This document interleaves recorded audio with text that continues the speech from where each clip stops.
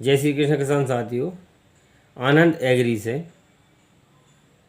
खरीफ season में अपना महत्वपूर्ण स्थान रखने वाली जो फसल है सोयाबीन की,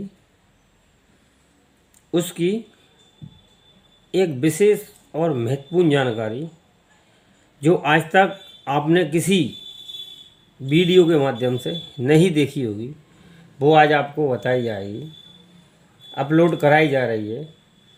जैसे कि सोयाबीन का वानस्पतिक नाम क्या है और है नाइट्रोजन कहाँ से लेता है, यह कौन सी फसल है एवं इसमें रिक्वायरमेंट वाला कौन सा फंजीसाइड है जो पौधों के चहुमुखी विकास के लिए आवश्यक होता है। किसान साथियों, सबसे पहले बात करते हैं हम कि इसका वानस्पतिक नाम है ग्लाइसिन मैक्स और है लेग्यूमिनेसी कुल की फसल है। फलीदार फसलों की श्रेणी में आती है और है द्विबीजपत्रीय फसल है। द्विबीजपत्रीय फसल के लक्षण: खेत में जर्मिनेशन होने के बाद इसके पौधों द्वारा स्पष्ट रूप से दिखाई देते हैं एवं जो सोयाबीन की तिलहन फसल है नाइट्रोजन का स्थिरीकरण इसकी जड़ों में जो नोड्यूल्स पाए जाते हैं, इनमें राइजोबिया नामक जो बैक्टीरिया होता है उसके माध्यम से नाइट्रोजन लेता है और पौधों को देता है। तो बात करते हैं सोयाबीन की फसल की, जिसमें फंजीसाइड में एक दवा आती है जैसे कि टेबुकोनाजोल प्लस सल्फर। यह मिश्रण एक कवकनाशी मिश्रण है जो संपर्क और प्रणालीगत और वाष्प क्रियाओं के माध्यम से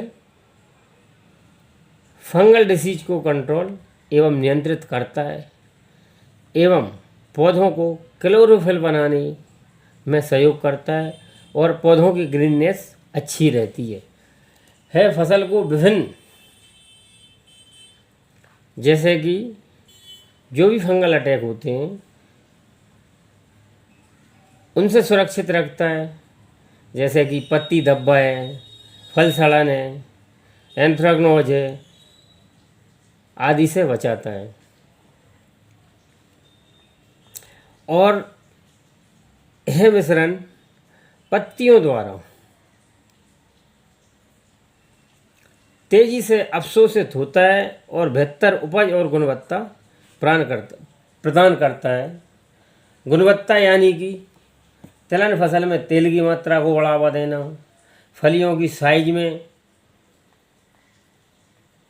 वृद्धि करना और प्रोडक्शन में वृद्धि करना, इस तरह का सहयोग है पौधा के लिए मिश्रण करता है।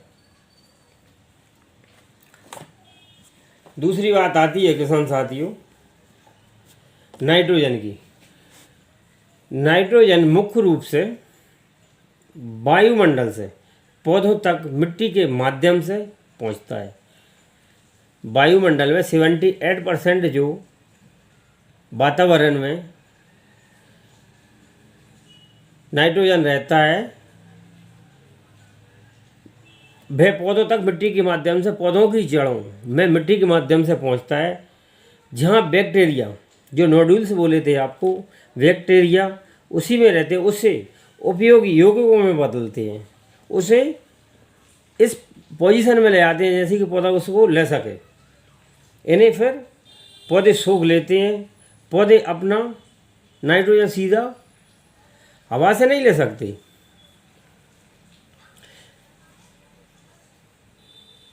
जैसे फलीदार पौधों की जड़ों में रहने वाले बैक्टीरिया द्वारा बदला जाता है। वायुमंडलीय नाइट्रोजन का स्थिरीकरण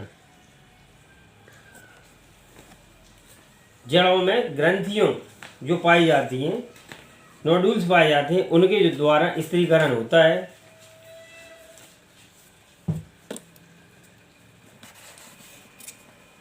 और बैक्टीरिया द्वारा रूपांतरण किया जाता है, जैसे कि मिट्टी में राइजोबिया जैसे कुछ जीवाणु होते हैं जो हवा की नाइट्रोजन को अमोनिया जैसे यौगिकों में बदल देते हैं, जिसे पौधे अवशोषित करते हैं और इस तरह से नाइट्रोजन की फॉर्म में बदल देते हैं, जिसे पौधे आसानी से ऑब्जर्व कर सकें और अपने विकास के लिए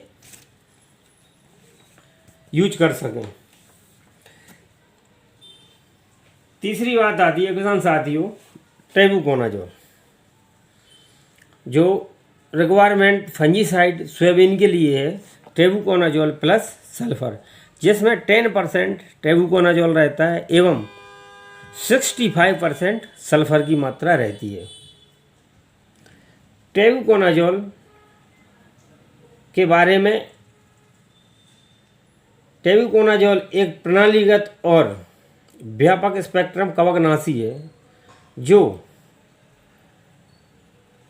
फसलों को विभिन्न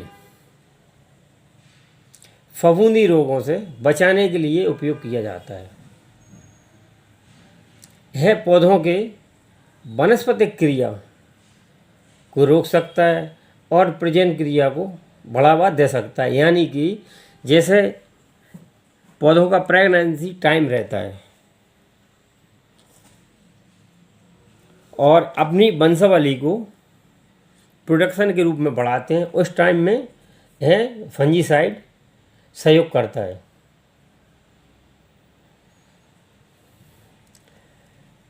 चौथा आता है सल्फर, जो मिश्रित टेक्निकल है। उसी में सल्फर और ट्रेबुकोनाजोल के बारे में अलग अलग बताया गया है। ट्रेबुकोनाजोल यह कवकनाशी पौधों के ऊतकों में अवशोषित भी हो जाता है और विभिन्न फफूंद रोगों के खिलाफ प्रभावी होता है, जैसे कि सेल के द्वारा सेल डिवाइडेशन जहाँ से होता है, जहाँ ऊतक अपना काम करते हैं, वहाँ है रोगों से बचाव करता है ऊतकों का सहयोगी बनकर। अब बात आती है सल्फर की। सल्फर मुख्य रूप से फसलों के लिए एक कवकनाशी और माइटिसाइड भी है। अगर पौधों पर माइटिसाइड के लक्षण देखें, मखली के कणों के अगर आपको अवशेष दिखें, अंश दिखें, तो सल्फर उसका भी काम करता है। उनको नियंत्रित करने के लिए प्रयोग किया जाता है फसल की वृद्धि एवं प्रोडक्शन की वृद्धि, प्रोटॉन संश्लेषण और गुणवत्ता में सुधार करता है। सल्फर प्रोटीन संश्लेषण और एंजाइम सक्रियण के लिए आवश्यक है, जिससे पौधों का समग्र स्वास्थ्य बेहतर हो जाता है। पौधे ग्रीननेस बनाने में सक्षम होते हैं, पौधों क्लोरोफिल बनाने में सक्षम होते हैं, ग्रीननेस रहती है एवं डोरमेंसी में नहीं रहते, और पौधे क्लोरोफिल द्वारा पूर्ण तरीके से अपना भोजन बनाते हैं। और जो टिश्यू रहते हैं उनके द्वारा भी, जाइलम फ्लोएम नाम के टिश्यू रहते हैं, वो भी अपना काम पूर्ण तरीके से करते हैं। क्योंकि अगर पौधों पे माइट के कणों का या फिर पत्ती धब्बा या फल सड़न जैसी फफूंदी समस्याएं आती हैं, तो पौधे अपने विकास के लिए पूर्णतः कार्य नहीं कर पाते। तो किसान साथियों, यह एक ऐसा मिश्रण है जो रिक्वायरमेंट है, जो तिलहन फसल में अधिकांश उपयोग किया जाता है, ये रिक्वायरमेंट है। तो टेबुकोनाजोल 10% प्लस सल्फर 65%, इसका उपयोग सल्फर है, इसका उपयोग सोयाबीन की फसल में आप कर सकते हैं, उत्पादन ले सकते हैं। और नाइट्रोजन तो वायुमंडल द्वारा भी पौधे लेते हैं, तो नाइट्रोजन की इतनी आवश्यकता नहीं रहती जितनी फंजीसाइड की रहती है। किसान साथियों, अगर इसके माध्यम से आपको किसी प्रकार का डाउट हो तो कमेंट के माध्यम से आप लिख सकते हैं। जय हिंद।